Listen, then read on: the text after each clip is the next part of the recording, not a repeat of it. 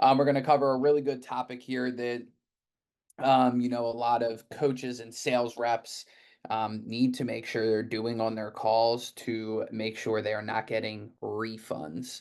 Refunds are it sucks, right? Everyone knows refunds suck. No one likes it, right?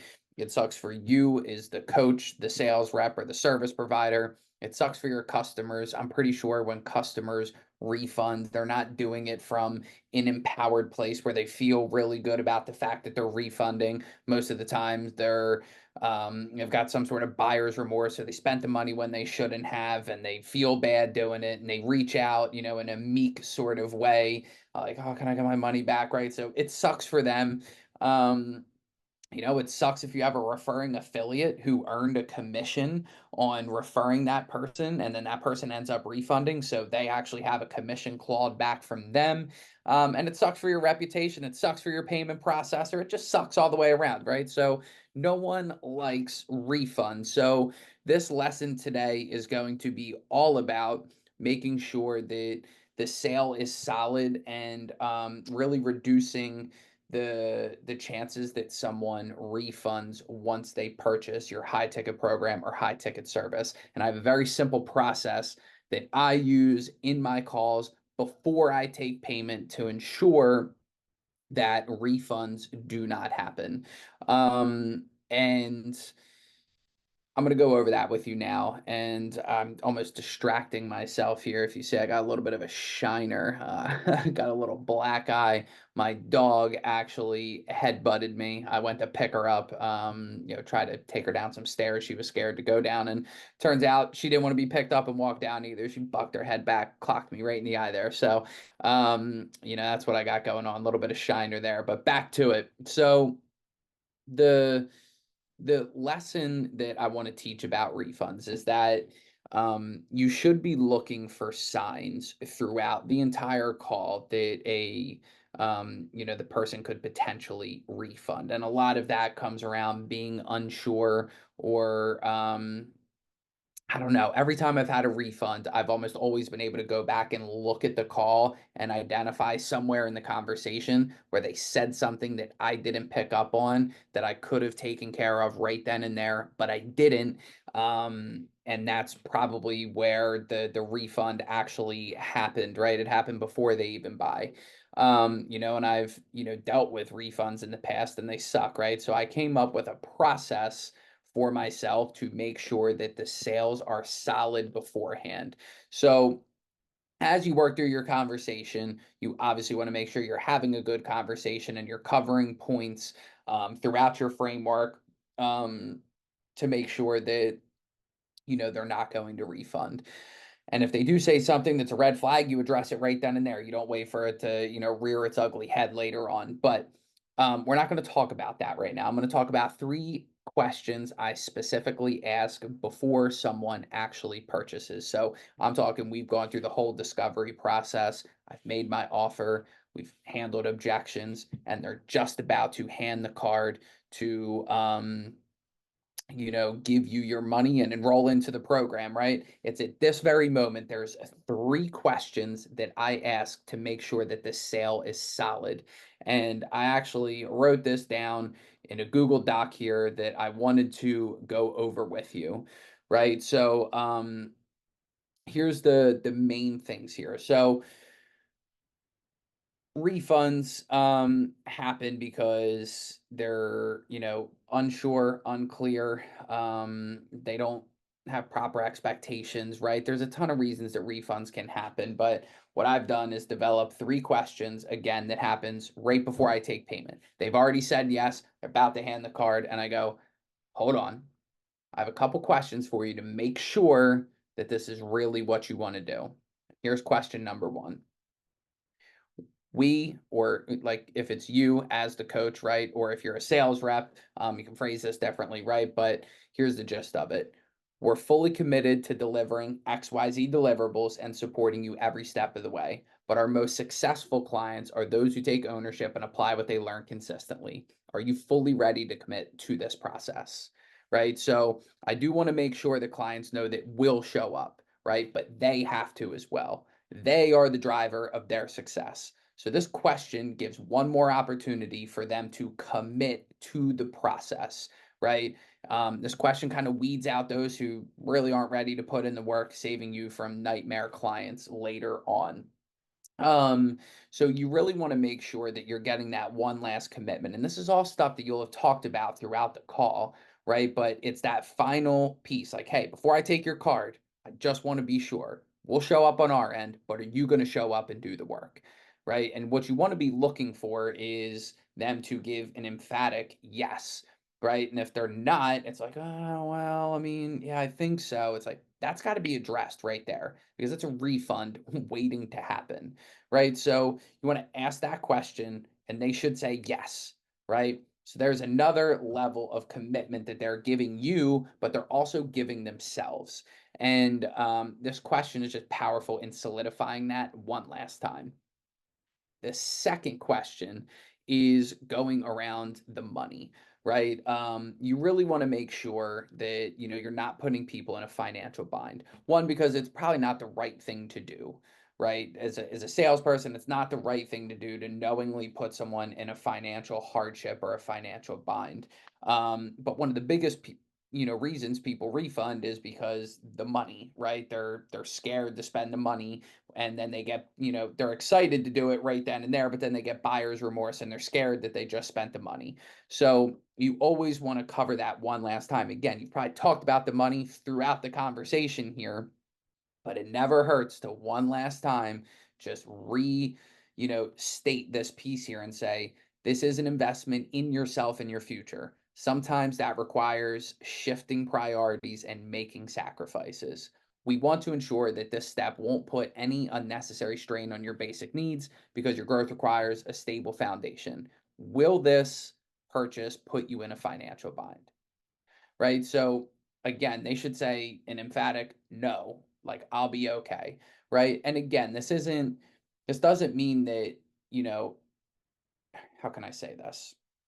Of course, people will need to make sacrifices, right? And you should say in the conversation, like, where are you spending your money? Are you going out every weekend? Are you going to 5 dinners a week? Are you ready to stop drinking? Are you ready to shift your priorities, right? But if someone's coming to you saying, hey, I'm not going to pay my rent this month and, I'm going to do this and maybe I'll make my money back, depending on whatever it is that you're selling, right? Like, those are red flags. So you want to ask, again, this is an investment in yourself and your future. Sometimes that requires shifting priorities and making sacrifices. We want to ensure that this step won't put any unnecessary strain on your basic needs because your growth requires a stable foundation. Will this put you in a financial bind? And if they say no, then you're in good shape. If they, kinda, right? Handle it right then and there. Ask them to clarify, like, hey, what do you mean by that? Right. And maybe sometimes it's just another kind of objection where they're just scared to spend the money, or maybe it really will put them in a financial bind. And a lot of times, people get so excited they just want to collect the money, like, oh my God, I got the sale. But that just leads to buyer's remorse later on. And then you have an unhappy customer. They end up refunding, your payment processor takes a hit. Like, it's just not good.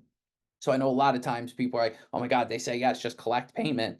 That's great and all, but it also leads to more refunds, right? You want your sales to be solid. You want to have the chance of refunding be basically minimal. I mean, I've done, probably $1.5 million in sales online and have, I don't even know, I have like a 2%, 3% refund rate on all the transactions I've done. It's well below industry average.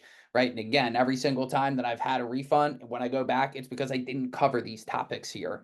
So again, this should be covered early in the discovery phase or objection handling, but ensuring this one last time before taking payment allows them to confirm that they are ready for the investment and decrease the chance of buyer's remorse later on.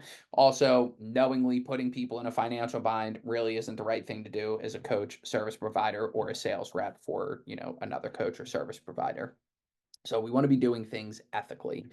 Then the third question is actually understanding the terms of the refund, right? So maybe you have a 3-day refund window, 14-day, 30-day, whatever it is, right? But you want to ask this question so they're very, very clear on the terms and also set proper expectations, again, to reduce the chances of refunds. So you say, we offer a X day refund window to protect you in case something unexpected comes up. However, the transformation we're working towards does take time, and X days won't be enough to see those results. After X days, all sales are final and no refunds will be given. So we want to ensure that you're fully committed before moving forward. Does that make sense? Right. So them agreeing to this ensures that they're clear on the refund policy and you're properly aligning expectations and results. Um, again, you don't want people thinking about a refund before they even start. So you want to make sure, like, hey, we have this refund window just in case family dies, something big happens, right? Like these big life events, you really do want to have refund windows there to protect the customer in certain circumstances, right? But you do want to make sure you know that the transformation that you're providing in your program likely is not going to happen within that refund window. So it's not a, hey, if this doesn't work in 2 weeks, just get your money back, right? Because if you're doing that and they're going into that with that mindset, that's a shitty mindset to have going into your program. They're probably going to refund. And if not, they're going to be an unhappy customer that doesn't get results, right? So you really want to make sure that you set proper expectations. Like, hey, this refund window is here to protect you, not with the expectation that you're going to get the desired results and transformation in this refund window. And if you don't, then you can just refund, right? So you want to make sure that, hey, here's the refund window. The results are going to take longer to get than that refund window. And after this refund window, all sales are final and no refunds will be given. We want to ensure that you're fully committed to this before moving forward. Does that make sense? If they say yes, that's what you're looking for. If they say no, or they're unsure, they're unclear, you need to talk about it right then and there, right? So, these questions really do work amazingly well to reduce the chance of refunds, but it also sets your clients up for success and builds a lot of trust in the process. And I know a lot of you are probably watching this thinking like, my gosh, I'm going to ask these questions before. What if they don't buy? What if I lose the sale? Don't be so attached to the sale, right? Like if you're scared to ask these questions because you think it's gonna, fuck up the sale right then and there, the sale was never solid in the first place. You know what I mean? Like you should already, again, this is worth noting, everything you do in the call leading up to this should lead them to have emphatic answers to these questions. Say, yes, I am ready to commit to this process. No, it's not going to put me in a financial bind. And yes, I understand the terms of the refund window and that I'm not going to refund. Right. And when they agree to this, you're solidifying it, right? It's, that's really lowering the chance. And from my experience, like 99% of the time, customers genuinely appreciate being asked these questions and it deepens their conviction in the investment that they're actually about to make. Right. So this is my take on how to drastically reduce refunds. And maybe this, I believe this can be implemented into just about every single person's, sales process. But me as a sales rep, I hated getting refunds. It's the absolute worst. So I'm not doing this just because I want to. I'm doing this because getting refunds sucks and I never want it to happen again. And I know that when I ask these questions of customers, hey, before you do this, you committed? This is going to put you in a financial bind and you understand the refund window and why it's there. And when they say yes to that, they know what they're signing up for. They're clear at that point and they appreciate it. Like, I can't tell you how many times I've had someone say, you know, no, it's not going to put me in a financial bind, but I genuinely appreciate you asking me that before I spent my money. I appreciate the fact that you look out for your customers in that way. And that deepens the conviction in them buying. They now feel good about the purchase. They don't feel pressured. There's no, I got you. You know what I mean? So this is a very, very solid way to reduce refunds. And how do I know? Because I have a well below industry average refund rate. I've sold a lot of shit online and I rarely get refunds. I know that this works, right? So implement this into your call process. Maybe adjust the questions a little bit if need be, but those are kind of the main points that you want to hit. And if you do that, you're going to reduce the chances of refunds. That means you'll be happier. Your customers will feel more solid in the process. If you have affiliates, they're not going to be pissed off, and your payment processor will be happy. Nothing's worse than losing a payment processor because you have too many refunds and chargebacks. So that's it. That's all I got for you. It was a quick lesson here. I hope that you enjoyed it. Let me know if you need anything. As always, my DMs are open, my email's open, my school messenger is open. Reach out. I want to help you get better on sales calls. I want to help you close more sales, reduce refunds, and make sure that you're absolutely crushing it in your business. Peace.